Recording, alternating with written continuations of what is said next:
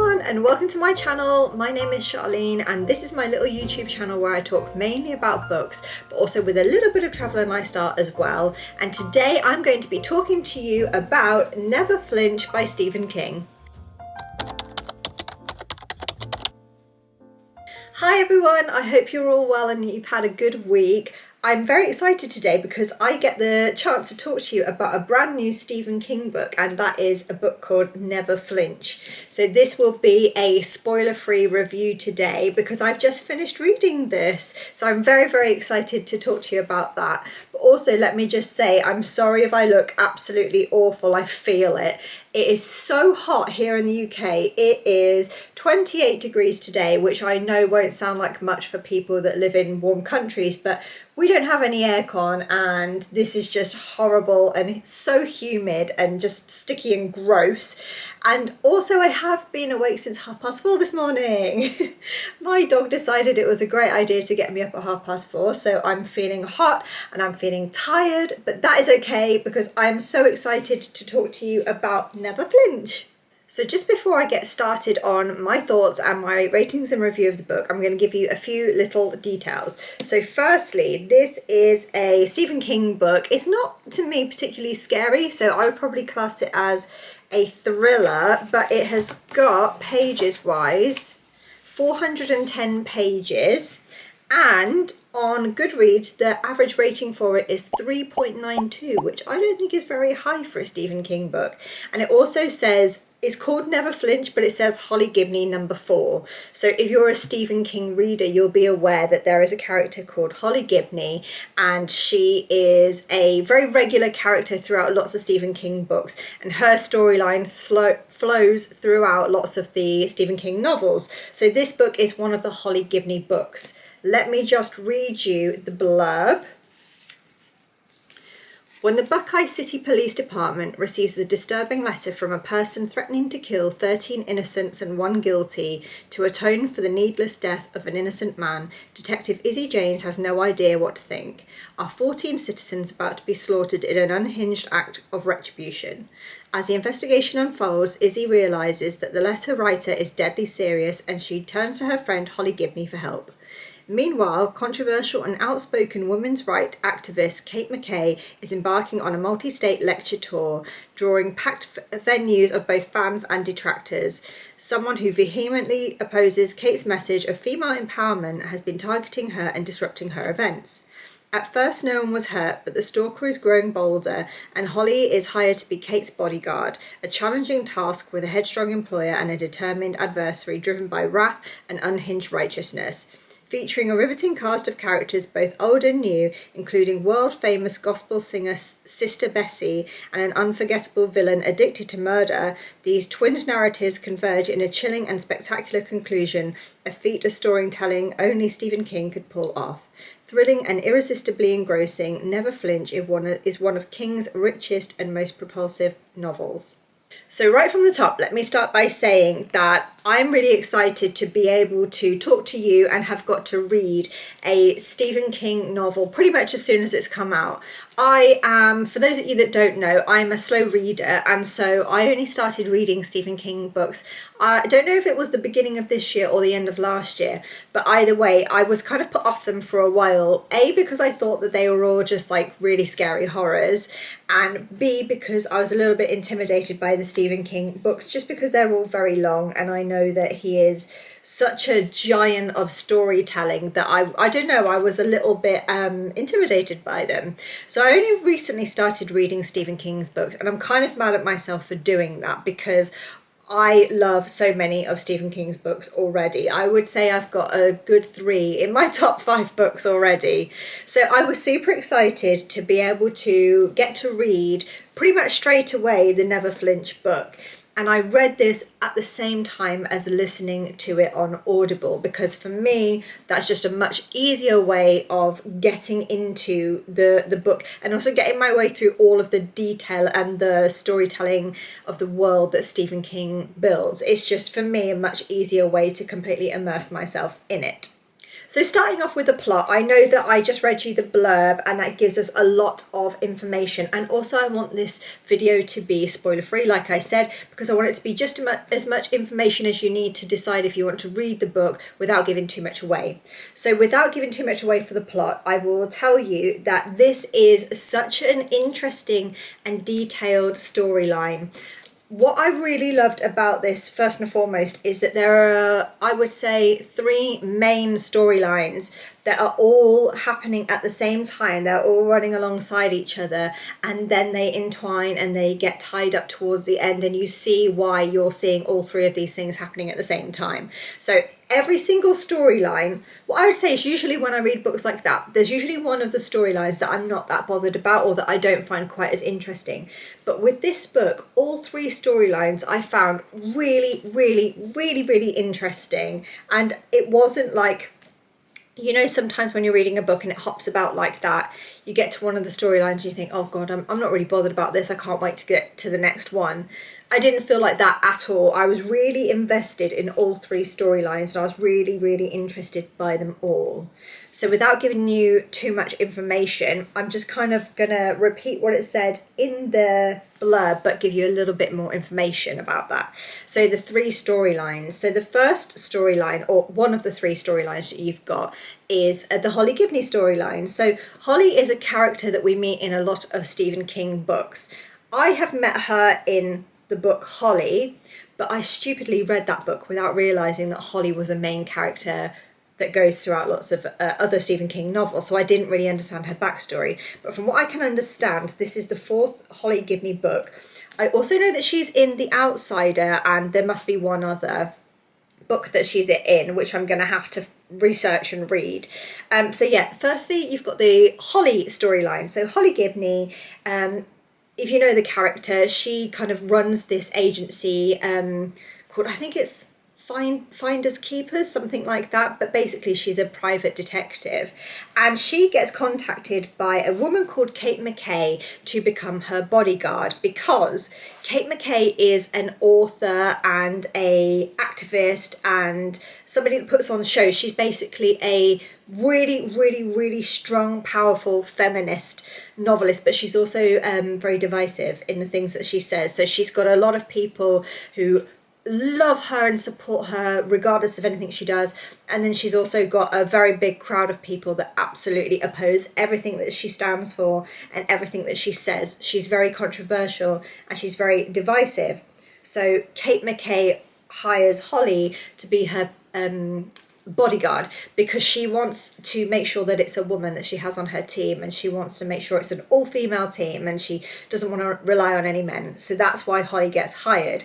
So there's that storyline, which is super, super interesting, because in that storyline, as it explains in the blurb, Kate McKay is very divisive and controversial, and she has a stalker. So that's one of the storylines. We've got Kate, Holly, her assistant, and the stalker, and all of the events and everything like that that she runs. Another one of the storylines is that you've at the same time got this person who we're introduced to. I don't think it's mentioned his name there, so I won't tell you. No. He is basically, for one reason or another, on this massive killing spree. Something happens where somebody is sentenced for a crime that they did not commit, and while they're in prison, something happens to them, and so to avenge that person, this man, this crazed murderer, decides to go on a killing spree to draw attention to the injustice and to try and kind of make it right in his twisted mind, I guess. So he sets out on a path of basically wanting to kill 14 people, and he's very dramatic in the way that he does it. He's like leaving lots of clues, he's leaving notes with the bodies, he's phoning the police and telling them like this is going to happen if you don't step in, and it's all very interesting and very mysterious, and it's got all the hallmarks of like a really psychotic serial killer. And then the third storyline that you've got is one with Holly Gibney works at her Finders Keepers agency, and she has some friends, Barbara and Jerome, who work with her and who help her. And Barbara and Jerome end up involved in this storyline with a singer, a gospel singer called Sister Bessie. And the way that Sister Bessie is described is like she's this larger than life, very, very extremely famous, like almost royalty gospel singer, and she reminds me in my head of somebody like Aretha Franklin, or somebody, or an older Beyonce, or somebody like that, you know, that's got just like the world in their hands. They're the best voice ever. They've got so much musical history behind them. So then you've got that storyline as well, which sounds completely random thrown in there, but it does all tie up. So you've got those main three storylines, but of course it is Stephen King. So you've got a lot of other story and a lot of other detail wrapped up in there as well.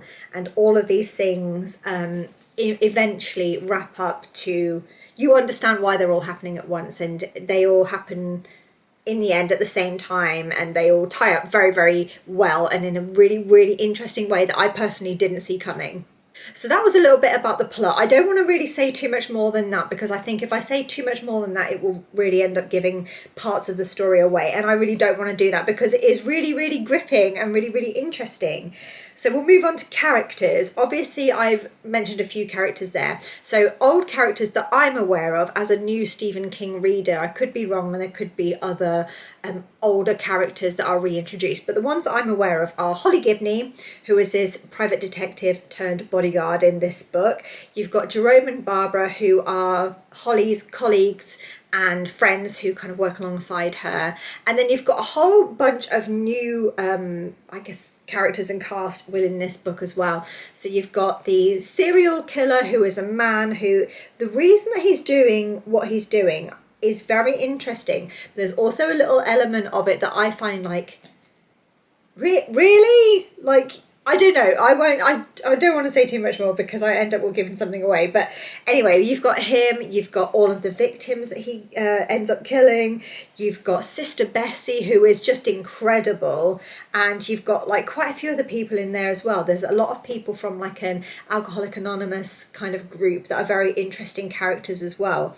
And true to Stephen King, I think one of the initial things that put me off about Stephen King was that I tend to find that if there's loads and loads of characters, I can get a little bit confused and a little bit lost in who's who, like what's their storyline, what connection have they got to the other characters, what relation have they got, and I tend to get lost in all of that detail. But what I've learned reading Stephen King is that you don't have to pay that kind of stuff too much attention.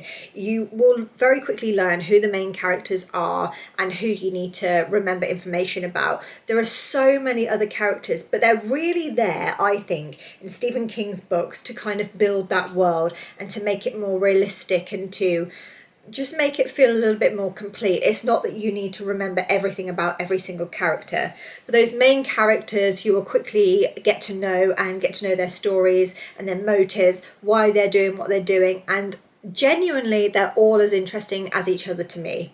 Okay, so moving on to the themes of this book. I think when you hear Stephen King, you think horror. And I don't think that this is a horror book at all. I think that this is a thriller. Yes, it's got a few jumpy places and it's got a few very intense, dramatic moments where I suppose some people might find it a little bit scary. I would say this is just a general thriller. There is lots and lots of themes running throughout this book. There are lots of themes that are very relevant in the world today, the things that people feel very strongly about. And because you've got like a couple of religious characters and then you've got a couple of very feminist, very modern characters, there are those things that are brought up, topics like abortion, topics like SA, topics like religion, topics like LGBTQ issues. So if you're sensitive to any of those issues, maybe do your research before you start reading this book and just check that you're okay with those things. But I found actually that all those things made it feel very current and very modern. Another thing that made it feel very current and very modern for me is that it brought up COVID and the lingering effect of COVID. And I have read a couple of Stephen King books otherwise that have also brought up COVID. So I like that. I like that he introduces real world things and real world situations because it makes me feel like this is happening in a real world. It also mentions things like crime, law, justice, punishment. There's lots of murder, there's lots of death, there's crime. So if any of those things are things that you don't like to read about, then maybe this book is not for you. But if, like me, that you like reading about true crime and you like thrillers and you like things like that, and you know, reading about these make-believe serial killers and things like that, then you'll really enjoy this book. But yeah, if you're sensitive to those topics, maybe not. So we've touched on the plot, the characters and the themes of the book, and I've read you the blurb and all of that. So I'm just going to get on to my thoughts and feelings about the book and my ratings and everything like that. So firstly, like I said, I do get a bit intimidated by Stephen King books. I always know they're going to be amazing and I always know I'm going to really enjoy them. But it's just being a slow reader and somebody who can get lost a little bit in too many characters and too much detail. Sometimes I think, oh, how well am I going to understand this book? But what I did was, I obviously have got the book, but I also downloaded the audiobook on Audible, and I don't know why this really helps me, especially with Stephen King books. Most of the time, if I'm reading a Stephen King book, I'm reading it and listening to it at the same time. So like, I will read before bed, or I'll read on my lunch break or something like that. And then I'll listen to the audiobook when I'm driving, or when I'm getting ready in the mornings, or whenever I've got a spare pocket of time to listen.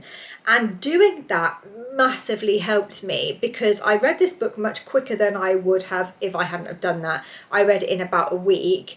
But also, the person that narrates the audiobook is incredible. Like, she switched from character to character, from voice to accent, and even singing, gospel singing, just so perfectly. And for me, she brought the book to life. And so if you're going to read this book and you're a little bit like me and you tend to get lost in the characters and the detail and the length of the book, I'd really highly recommend that you do that.